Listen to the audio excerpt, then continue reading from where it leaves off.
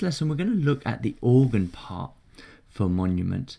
Now this has been a fantastic one to do, but it's quite complex. I've been through about 5 or 6 different synths and about 100 different patches to try and get an initial starting point.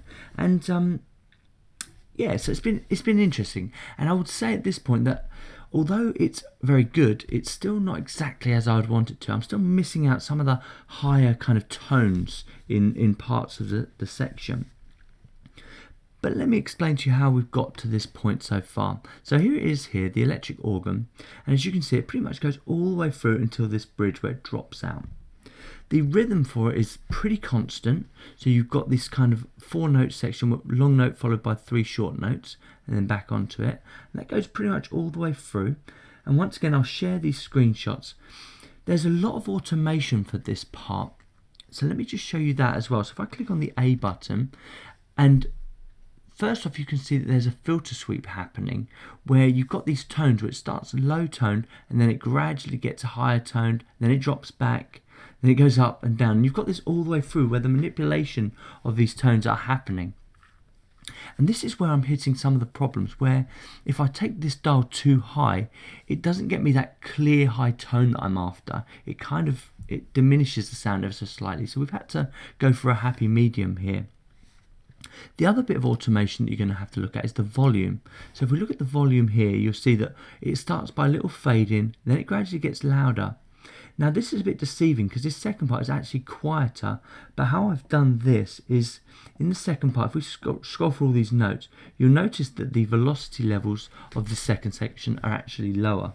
So that's why I haven't kind of dipped the volume. But if you had all the notes at the same level, then you would have to dip this volume here.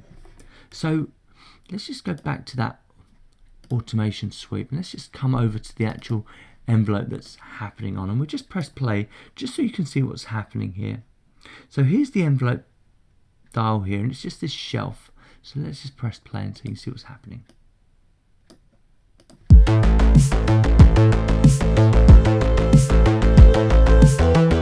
here's the part. And you can see there where it kind of starts diminishing the sound. Rather than giving you that really nice, clear, punchy expression that you've got in the original, so I'm going to have to look at maybe doubling this part where it gets really higher. Let me just play you the original just so you can see that.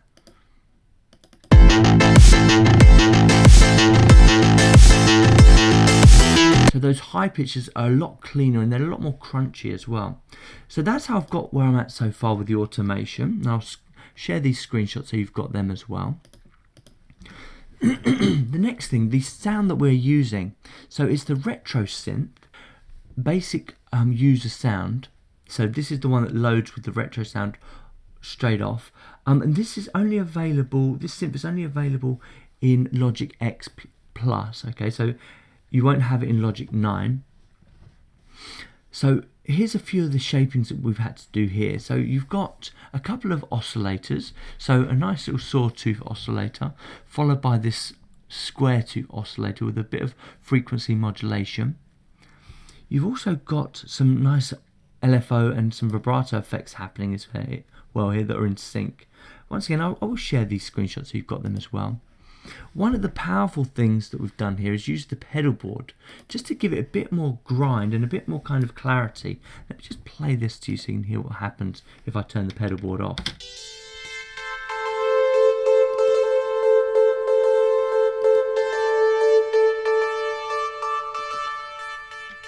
Okay, so quite a subtle effect, but it works. And what else have we got? We've got a bit of compression, and I'll share that screenshot. We've doubled up on the EQ. And then there's this nice little bit of simple delay going on here. Once again, I'll share all of them. We've got our common reverb setting. Then the final setting is this panning. I've got it placed slightly off to the left. When this came to me from Sam had it panned off slightly to the right. So we've got a bit of an issue there. Sam thinks it's slightly to the right. I think it's slightly to the left. So you're going to have to make your own mind up about that. And then once again, the volume is automated.